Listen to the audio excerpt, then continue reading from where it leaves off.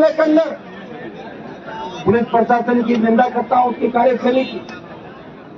कि नया जिला बनने के बाद अभी तो हमारे को यही पता नहीं कि जिला डीडवाड़ा है कुचामन, आगे लोग तो इसी कभी तो अभी कुचामन के विधायक के बयान आते हैं कि मैं 15 दिन के अंदर खींच के इनको कुचामन ले आऊंगा। डीडवाड़ा कह रहा मैं इसको चेप दिया, मैंने दिखाने दूंगा वहां से। एक कलेक्ट्रेट का बोर्ड वहां लगा दिया, मिनी सिटी वाले यह बनेगा। ये तो लूट खसोट चल रही है रेडियो मंत्री राजस्थान में। कायदा तो यह था कि आसपास के विधायक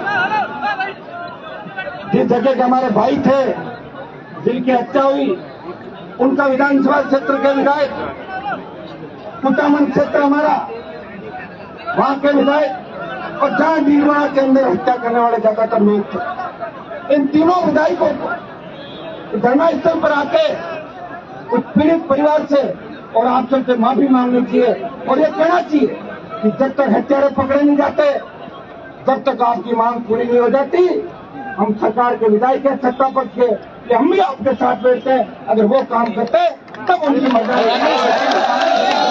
तो ये डर नेताओं को सतारा। मैं तो इतनी गारंटी दे सकता हूं, अगर कांग्रेस पार्टी के नेता, चाहे बीजेपी के नेता, ये पीड़ित परिवार 4 दिन से जो बैठा, पूरा राजस्थान देख रहा है, हर माँ बहन बेटी या परिवार अगर देखता है, अभी तक न्याय नहीं मिला, अभी तक 100 का अंतिम संस्कार नहीं हुआ, हर लोग कह रहे कि मर गई सरकार।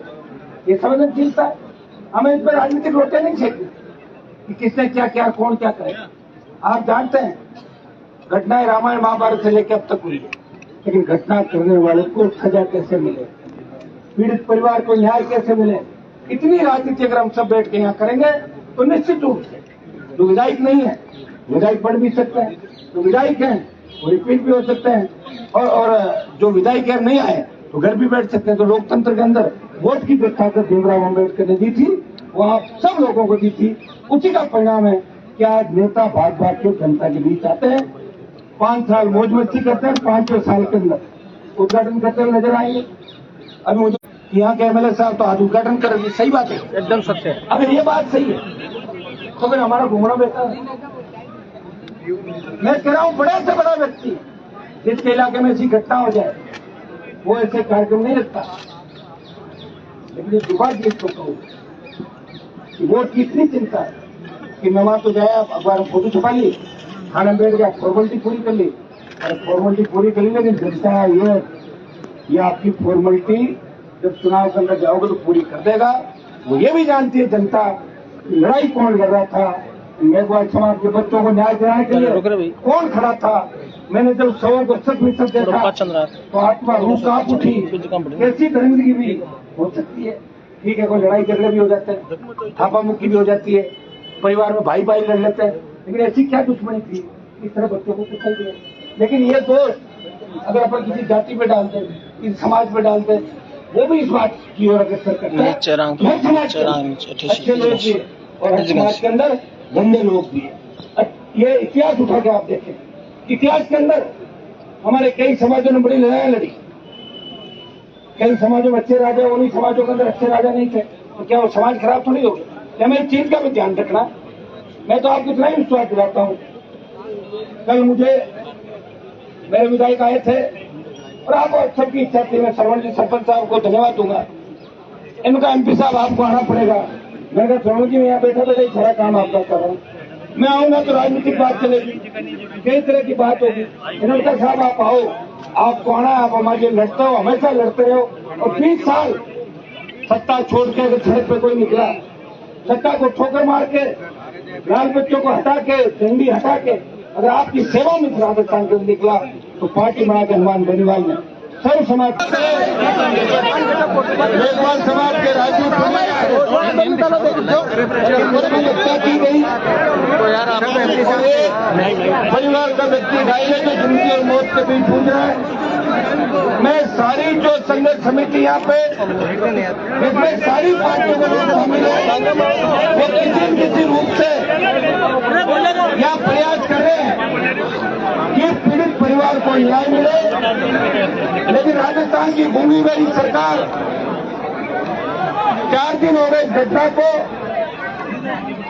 और कल जब हमने ट्वीट किया कि लोग आ रहे हैं, सुबह राजस्थान सरकार के एक मंत्री धरना स्थल पे आते हैं, आपसे बात भी करते हैं, लेकिन दुर्भाग्य इस बात का है कि सरकार के मंत्री आ जाए और उसके बाद भी अगर न्याय नहीं मिले तो न्याय की उम्मीद किससे की जाए। ये कुटामन का वो इलाका है जहां 1 साल पहले किस तरह किसान के बेटे की निर्मम हत्या हुई थी और किस तरह सत्तापक्ष के परिवारों का हाथ इसके अंदर था। भाइयों, जिन्हें तो दो बढ़ाते नागौर के, उम्मीद तो थी कि हमारा जो नागौर शिक्षा के क्षेत्र में पीछे था, हमारा भाईचारा पूरा देश देखता था, हिंदू मुसलमान के भाईचारे की बात हो, चाहे हमारे आपसी समाजों का स्वाद रहा, हमारी अनूठी संस्कृति पूरा देश उसका अनुभव मानता है। दुर्भाग्य से नागौर जिले के मुख्यमंत्री की घटनाओं के बाद जिस तरह दलितों पर अत्याचार बढ़े और अत्याचार करने वाला किसी भी जाति का व्यक्ति हो वो अत्याचारी होता है, अपराधी की कोई जाति नहीं होती। और हमने पहले ही दिन इस बात की मांग करी। मेरे दोनों विधायक भी यहाँ पे मौके पे आपके साथ थे। कल से बीजेपी कांग्रेस के कई नेता आपके बीच आए थे। मैं सबसे पहले उन सबको धन्यवाद भी दूंगा कि पीठ साथ संभाल लेने के लिए 36 कौम के लोग, सर्व समाज के लोग और जिस तरह आज मातृशक्ति हमारे बीच बैठी है और जवानों के अंदर सरकार के खिलाफ जिस तरह का जोश जुनून है, उसे देख के लग रहा है कि राजस्थान की सरकार पूरी तरीके से चुनाव हारी राजस्थान के। भाइयों, इस बदलाव करते करते हम थक गए। कब तक बदलाव करते रहेंगे? पिछले 20-25 साल का समय मैंने देखा, नौजवान उम्मीद करके अगर एग्जाम देने जाता है, पेपर आउट हो जाता है। पेपर आउट करने वाले जो माफिया उन तक पहुंचते हैं, लेकिन उनकी गिरफ्तारी में सरकार हाथ नहीं डालती। जो पेपर आउट करवाते मुख्य सूत्रधार है, जो कोचिंग संस्थानों के अंदर किस तरह पढ़ने के पीछे से पार्टनरशिप रखता है, का खेल राजस्थान के अंदर चला।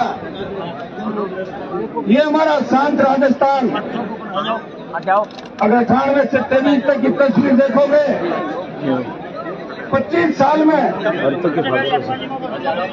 जिस तरह राजस्थान अपराध पे नंबर 1 चला गया, भ्रष्टाचार खुलेआम होने लग गया। और दिल्ली की पार्लियामेंट के अंदर जब हम लोग पार्लियामेंट की कार्रवाई के बाद सेंट्रल हॉल में बैठते हैं, जब देश के कई सांसद हमसे ये पूछते हैं कि हनुमान जी राजस्थान में डिग्री की रेट क्या है, 10वीं की मार्कशीट कितने में मिलेगी, तब हमारा सर शर्म से झुक जाता है। भाइयों, हमें इस राजस्थान को बचाना है, इस जवानी को बचाना। जो जवान हमारा बच्चा पढ़ लिख के गलत दिशा में चला जाता है, एमडी स्मेथ, अफीम डोडा, इस तरह का नशा अगर 22, 23, 25 साल का जवान करेगा तो देश की रखवाली कौन करेगा? हमारी धरती से बहुत से नौजवानों ने भारत माता की रक्षा करते हुए अपने प्राण न्यौछावर किए, लेकिन आज दुर्भाग्य इस बात का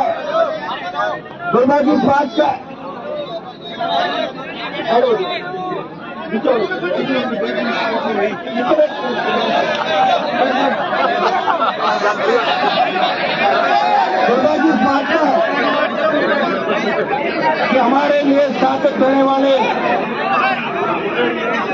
उन परिवारों को जब न्याय नहीं मिलता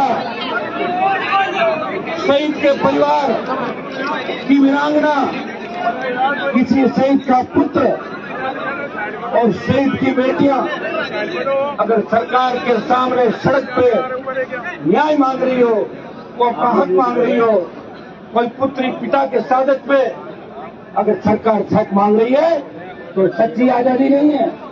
और भाइयों, जिस राजस्थान के अंदर, जिस देश के अंदर हम भाईचारे की बात करते हैं, हम पिछड़े हमारे दलित भाइयों को अगर बराबरी का दर्जा नहीं दिलाएं तो कम से कम मारने का अधिकार तो हमारे को नहीं है। इस बात की भी चिंता हमें सबको करनी होगी। हम तो अग्रणी लोग तो समाज के अंदर अपने आप को नेतृत्व करने वाला बताते हैं। इस प्रदेश देश के अंदर वो तमाम जातियां जिनके पास जमीन है, ताकत है, रोजगार है, साधन है, लेकिन अपने दलित भाइयों को अगर साथ लेकर नहीं चल पाती तो कुचलने का अधिकार भी उनको नहीं है। मैं